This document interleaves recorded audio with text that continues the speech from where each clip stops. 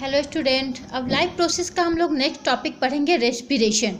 इससे पहले हमने क्या पढ़ा था कि डाइजेस्टेड फूड एसिमिलेटेड होता है हमारे बॉडी में। किसी भी लिविंग ऑर्गेनिज्म में डाइजेस्टेड फूड एसिमिलेटेड होता है और फिर वो एसिमिलेटेड फूड हमारे बॉडी को एनर्जी प्रोवाइड करता है। जो हमें ग्रोथ, हमारे बॉडी में जो ग्रोथ होता है वो होता है, रिपेयर ऑफ बॉडी होता है। मतलब मेन है कि एसिमिलेटेड फूड किसके लिए यूज है, तो एनर्जी प्रोवाइड करता है, साथ साथ growth and repair of body करता है। तो इससे पहले हम लोग ये पढ़े। अब हम लोग को पढ़ेंगे कि ये जो एनर्जी है वो ऑब्टेन कैसे होता है। हमारे बॉडी में जो एनर्जी फूड के थ्रू जो मिलता है वो ऑब्टेन कैसे होता है, तो वो कैसे होता है, वो रेस्पिरेशन के थ्रू होता है। तो रेस्पिरेशन क्या हुआ हमारा, the process of releasing energy from food is called respiration.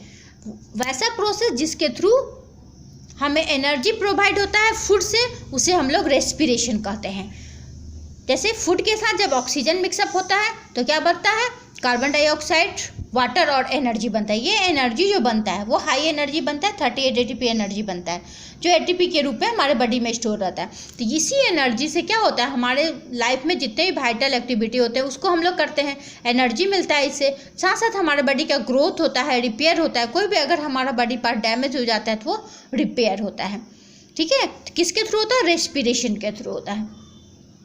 और सबसे पहले कि हम लोग देखते हैं कि ये रेस्पिरेशन कहाँ होता है, हमारा सेल के अंदर होता है। जैसे कि हमारा रेस्पिरेशन जो है सेल के अंदर होता है, जो एनर्जी रिलीज करता है वो सेल के अंदर होता है, इसलिए इसको सेलुलर रेस्पिरेशन भी बोलते हैं। क्यों, क्योंकि ये हमारे सेल के अंदर होता है, इसलिए इसको हम लोग सेलुलर रेस्पिरेशन बोलते हैं, जिसके थ्रू बाय प्रोडक्ट हमारा कार्बन डाइऑक्साइड, वाटर निकलता है और एनर्जी मिलता है। तो कार्बन डाइऑक्साइड हमारा रेस्पिरेशन के, ब्रीथिंग के थ्रू, एक्सहेलेशन के थ्रू हमारा बाहर रिलीज हो जाता है, और वाटर वाइपर के रूप में हल्का फुल्का रिलीज होता है। लेकिन वाटर हमारे लिए हार्मफुल नहीं होता है, वो हमारे बॉडी को मेंटेन, टेम्परेचर को मेंटेन करके रखता है, और एनर्जी मिलता है जिससे हम लोग अपना वर्क करते हैं। ठीक है, तो रेस्पिरेशन क्या हो गया, respiration is essential for life because it provide energy for carrying out all the life process which are necessary to keep the organism alive. इस अर्थ पे एक्सिस्ट करने के लिए हमारे लिविंग ऑर्गेनिज्म को जो एनर्जी चाहिए सारे वर्क करने के लिए, वो हमें रेस्पिरेशन के थ्रू मिलता है। अब हम लोग क्या देखेंगे, ब्रीथिंग। ब्रीथिंग क्या है, the mechanism by which organism obtain oxygen from air and release carbon dioxide is called breathing. मतलब ऐसे प्रोसेस जिसके थ्रू ऑर्गेनिज्म हमारे इनहेलेशन करते हैं ऑक्सीजन और एक्सहेलेशन करते हैं कार्बन डाइऑक्साइड, इसको हम लोग क्या बोलते हैं, ब्रीथिंग बोलते हैं। जो एयर से हम लोग ले रहे हैं और दे रहे हैं, तो ब्रीथिंग क्या हो गया, हमारा फिजिकल प्रोसेस हो गया। ब्रीथिंग जो है हमारा फिजिकल प्रोसेस हो गया, और रेस्पिरेशन जो है हमारा केमिकल प्रोसेस हो गया। एक तरह से क्या हो गया, रेस्पिरेशन हमारा कम्प्लेक्स प्रोसेस हो गया। रेस्पिरेशन कम्प्लेक्स प्रोसेस है, और रेस्पिरेशन में ही अगर हम लोग इंक्लूड करते हैं तो ब्रीथिंग को भी इंक्लूड कर देते हैं, breathing as well as oxidation of food. Respiration में क्या हो गया, कम्प्लेक्स प्रोसेस क्यों है, क्योंकि रेस्पिरेशन में ब्रीथिंग भी हो गया और ऑक्सीडेशन ऑफ फूड भी हो गया। ब्रीथिंग फिजिकल प्रोसेस हो गया और रेस्पिरेशन बायोकेमिकल प्रोसेस हो गया, जिसके थ्रू फूड का ऑक्सीडेशन होता है। ब्रीथिंग के प्रोसेस में लंग्स इन्वॉल्व होता है। ठीक है, जब हम लोग ब्रीथिंग करते हैं, इनहेलेशन में ऑक्सीजन लेते हैं और एक्सहेलेशन में कार्बन डाइऑक्साइड छोड़ते हैं, तो ये प्रोसेस कहाँ होता है, लंग्स में होता है, एल्वियोली से जाके एक्सचेंज होता है। लेकिन जो रेस्पिरेशन का प्रोसेस है वो कहाँ होता है, हमारे माइटोकॉन्ड्रिया में होता है, जहाँ पे फूड ऑक्सीडाइज होता है और एनर्जी देता है। ठीक है, तो रेस्पिरेशन एक्चुअली क्या हो गया, बायोकेमिकल प्रोसेस हो गया, जो मेनी एनर्जी और एंजाइम सीक्रेट करते रहता है। मेन पर्पस रेस्पिरेशन का क्या है, एनर्जी रिलीज करना, साथ साथ ऑक्सीडेशन करना फूड मॉलिक्यूल का ग्लूकोज के रूप में। ये क्या है, रेस्पिरेशन जो है जस्ट अपोजिट है हमारे फोटोसिंथेसिस में। फोटोसिंथेसिस का क्या होता है, फूड बनता है, कार्बन डाइऑक्साइड, वाटर और सनलाइट के प्रेजेंस में, क्लोरोफिल्स के प्रेजेंस में हमारा क्या फोटोसिंथेसिस होता है, जिससे क्या बनता है, ग्लूकोज बनता है। और वो ग्लूकोज फिर रेस्पिरेशन के थ्रू ब्रेक डाउन होता है। जिस समय हम रेस्पिरेशन करते हैं, ब्रीथिंग करते हैं, ब्रीथिंग के थ्रू ऑक्सीजन जब लेते हैं तो वो हमारे फूड के साथ ऑक्सीजन कंबाइन होके ब्रेक करता है और कार्बन डाइऑक्साइड, वाटर देता है, साथ साथ एनर्जी भी देता है। ठीक है, तो यहाँ पे जो हम लोग पढ़ रहे हैं रेस्पिरेशन, वो क्या हो गया, एक ऑक्सीडेटिव प्रोसेस हो गया, जिसके थ्रू हमारा फूड ऑक्सीडाइज्ड हो रहा है। और ब्रीथिंग क्या हो गया, एक फिजिकल प्रोसेस हो गया, जिसमें हम सिर्फ इनहेलेशन और एक्सहेलेशन करते हैं, जो लंग्स तक ही सीमित होता है। और रेस्पिरेशन हमारा कहाँ होता है, माइटोकॉन्ड्रिया में होता है, और वहीं पे एटीपी के रूप में एनर्जी हमारा स्टोर रहता है। अब इसके बाद हम लोग देखेंगे कि हाउ एनर्जी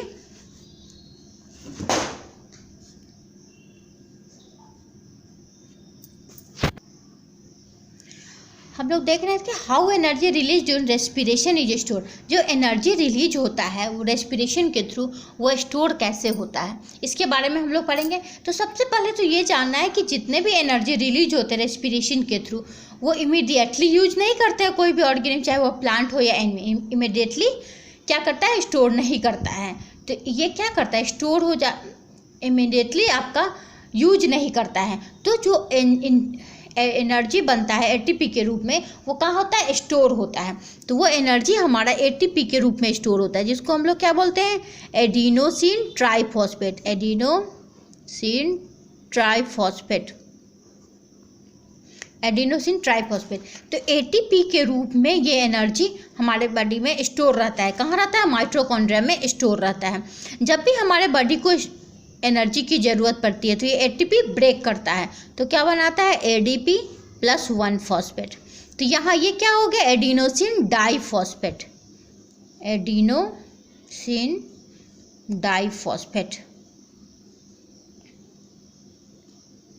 एडिनोसिन डाइफॉस्फेट हो गया। जब भी हमें एनर्जी की ज़रूरत होती है तो हमारे बॉडी से 1 एटीपी रिलीज होता है और वो ब्रेक होता है तो एटीपी बनाता है, 1 फॉस्फेट बनाता है। तो ये जो 1 फॉस्फेट है ये क्या है, इनऑर्गेनिक फॉस्फेट है जो सेल्स में प्रेजेंट होता है। आईपी जो दिखा रहा है वो क्या हो गया, आईपी के रूप में एनर्जी हमारा रिलीज हो रहा है। तो एनर्जी रिलीज हो रहा है, ये ब्रेक हुआ, एनर्जी रिलीज हुआ, जिससे कि हम लोग अपना वर्क करते हैं। तो जिस दिन हम लोग तो डेली भोजन करते हैं, लेकिन कभी फास्टिंग में है, भोजन नहीं किया, लेकिन हमारा वर्क तो नहीं रुकता है, हम लोग डेली वर्क करते रहते हैं। तो इसके लिए क्या होता है, एटीपी की ज़रूरत पड़ती है। तो ये एटीपी जब भी हमारे बॉडी में एनर्जी की ज़रूरत होती है तो एटीपी ब्रेक करता है। तो एडीपी ब्रेक करेगा और एनर्जी की ज़रूरत पड़ेगी तो एडीपी ब्रेक करेगा, तो फिर क्या बनाएगा, एडिनोसिन मोनोफॉस्फेट। ठीक है, उसके बाद तो फिर एक फॉस्फेट बच जाएगा तो फिर वो निकलेगा, रिलीज हो जाएगा। जब ये सारे एटीपी खत्म हो जाएंगे, 3 फॉस्फेट जो है वो रिलीज होकर ख़त्म हो जाएंगे, तब फिर नेक्स्ट एटीपी आपका बनेगा। फिर नेक्स्ट डे आप भोजन कीजिएगा तो फिर एटीपी के रूप में एनर्जी हमारे बॉडी में स्टोर हो जाता है। ठीक है, तो इस तरह ये एनर्जी हमारे बॉडी में स्टोर होता है।